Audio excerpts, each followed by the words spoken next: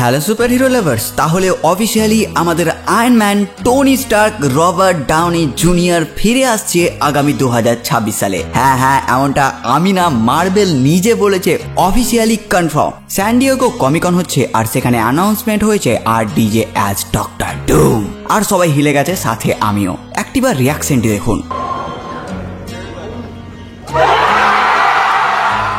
আরো অনেক কিছু অ্যানাউন্সমেন্ট হতে বাকি, কিন্তু তার আগে যা হলো আর RDJ কিভাবে ফিরবে সব নিয়ে আলোচনা হবে। তো চলুন শুরু করি। RDJ টনি স্টার্কের মৃত্যুর পর আমরা সবাই তার একটিবার রিটার্নের আশায় ছিলাম, কিন্তু আমরা সবাই জানতাম মেন ইউনিভার্সে টনি স্টার্ক মারা গেছে, আর তাকে ফিরিয়ে আনলে তার যে লেজেন্ডারি মৃত্যুটা হয়েছিল সেটার আর ভ্যালু থাকবে না।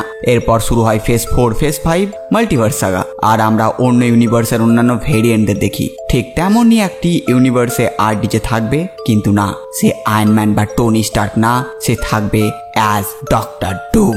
হ্যাঁ, ডুম, ডক্টর ভিক্টর ভন ডুম। শুনে গুজবাম্পস, তাই না? এবার চলুন ডিটেলসে আলোচনা করি। মাল্টিভার্স সাগা শুরু হবার পর আমরা মাল্টিভার্সের প্রপার প্রজেক্ট মাত্র একটি পেয়েছি। হ্যাঁ বন্ধুরা, একটি মাত্র মাল্টিভার্স প্রজেক্ট। গুনতি করলে অনেকটাই হবে, কিন্তু লাইভ অ্যাকশনে প্রপার প্রজেক্ট আমি তো একটাই বলবো, সেটা আগে বলে নিই। প্রথমে লোকিতে আমরা ব্যাপারটা বুঝি। হোয়াট ইফ অ্যানিমেটেড শোতে অন্যান্য ইউনিভার্স দেখানো হয়, যেটা অ্যানিমেটেড, আর মুভি হিসেবে স্পাইডার-ম্যান নো ওয়ে হোম ও Doctor Strange in the Multiverse of Madness আমরা মাল্টিভার্স সম্পর্কে দেখি। কিন্তু এগুলো সব মেন ইউনিভার্সের কাহিনী, আর তারা যাচ্ছে অন্য ইউনিভার্সে বা অন্য ইউনিভার্সের কেউ এই ইউনিভার্সে আসছে। কিন্তু রিসেন্টলি ডেডপুল এন্ড উলভারিন মুভিতে আমরা ভিন্ন ইউনিভার্সেরই কাহিনী দেখলাম।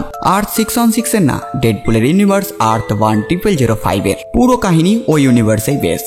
এবার আসি স্যান ডিয়েগো কমিকনের ইভেন্টে, যেখানে মার্বেলের প্যানেল ছিল হল H এর। ডেডপুল এন্ড উলভারিন রিলিজের পর থেকে স্যান ডিয়েগো কমিকনের হল H পুরো ভর্তি। মার্বেল ফ্যানরা গিয়ে সেখানে অনেক আনন্দ করছে, অনেক অ্যানাউন্সমেন্ট হচ্ছে, যেখানে ড্রোন দিয়ে ডেডপুল এন্ড উলভারিনের অনেক ফুটেজ দেখানো হয়েছে এবং ড্রোন দিয়ে গ্যালাক্টাসকেও দেখানো হয়েছিল। আর সাথে সাথে কমিকনে আবার অ্যানাউন্সমেন্ট করেছে ফ্যান্টাস্টিক 4 এর। হ্যাঁ, ফ্যান্টাস্টিক 4 আসছে, তো সেটার আবার অ্যানাউন্সমেন্ট করে জানিয়েছে যে 25 জুলাই 2025 মানে আগামী বছর আসছে। এই ফ্যান্টাস্টিক 4 মুভি যেটা আসতে চলেছে সেটা আগামী বছর, সেটি অন্য এক ইউনিভার্সে ঘটবে। এবার কেন জানি না, আমার মনে হচ্ছে এই মুভিতে গ্যালাক্টাসকে মেন ভিলেন হিসেবে দেখালেও পোস্ট ক্রেডিটে আমরা ডক্টর ডুমকে দেখবই, বা মুভিতেও তাকে রাখতে পারে, কারণ আমাদের ডক্টর ডুমকে প্লে করবে RDJ। এরপর 2026 মে মাসের অ্যানাউন্সমেন্ট আসে অ্যাভেঞ্জার্স ক্যাং ডাইনেস্টির। সেটি নাম এখন বদলে দিয়েছে, আর তাই এটা বলা বাহুল্য কাহিনীও বদলে যাবে। আর এটা এখন নতুন নাম হচ্ছে অ্যাভেঞ্জার্স ডুমসডে। আর এই মুভির জন্য ডিরেক্টর হচ্ছে রুসো ব্রাদার্স, যারা এর আগে Captain America Winter Soldier, Civil War, Avengers Infinity War ও এন্ড গেমের মতন মুভি দিয়েছে, আর তারাই এই মুভিটি ডিরেক্ট করতে চলেছে। এমনকি এই মুভিতে ডক্টর ডুম হিসেবে আমরা রবার্ট ডাউনি জুনিয়রকে দেখতে চলেছি। হ্যাঁ, ঠিক শুনলেন, আমি অবাক। এবার তাহলে এটা কি করে? টনি স্টার্ক তো মারা গেছে, তাহলে সে ফিরছে কি করে? তো আর্থ 616 মানে মেন ইউনিভার্সে টনি মারা গেছে, আর ডক্টর ডুম হিসেবে যে ভেরিয়েন্টকে প্লে করবে RDJ সেটা অন্য ইউনিভার্সের হবে। আর সেটি ফ্যান্টাস্টিক 4 ইউনিভার্স হলে তো জমেই যাবে, মানে যে ইউনিভার্সের ফ্যান্টাস্টিক 4 সেই ইউনিভার্সেরই হচ্ছে এই ডক্টর ভন ডুম। কারণ কমিক্সের ডক্টর ডুম আর মিস্টার ফ্যান্টাস্টিক এরা একই কলেজে পড়েছে, বন্ধু এরা। তারপর ডুম খারাপ পথে যায়। আর এই কাহিনীটিকে প্রপারলি জানার জন্য আমি আপনাদের ডক্টর ডুমের অরিজিন স্টোরি রেকমেন্ড করবো, যেটা আমার চ্যানেলে আগে থেকে আছে, এর লিঙ্ক নিচে ডিসক্রিপশনে দিয়ে দেবো। আর এই যে মুভির মাধ্যমে এটা একটা ব্যাপক রাস্তা এটা দেখানোর, কারণ ডুম এমনিতেও অনেক ইন্টেলিজেন্ট, আর সেটি প্লে করছে RDJ। আর RDJ এর একটা ইন্টেলিজেন্ট ক্যারেক্টার টনি স্টার্ককে তো আমরা আগেই দেখে নিয়েছি। এখানে হুবহু কাহিনী কমিক্সের মতো না রেখে একটু চেঞ্জও করতে পারে, কারণ ডিরেক্টর হচ্ছে রুসো ব্রাদার্স। আর RDJ হয়তো এই ইউনিভার্সে টেক দিয়ে আয়রন ম্যান টাইপ স্যুট বানাবে, তারপর সে খারাপ হয়ে ডক্টর ডুম হতে পারে। একটিবার ভেবে দেখুন, ডক্টর ডুম RDJ, তার কাছে টেক আছে, তার কাছে ম্যাজিক আছে। তাহলে ভাবুন, টেক থাকলে সে সবার বাপ, তারপরে ম্যাজিক থাকলে তার সঙ্গে ডক্টর স্ট্রেঞ্জের লড়াই, মানে জাস্ট ভেবে দেখুন। যাই হোক, থিওরি নিয়ে পরে আলোচনা করব।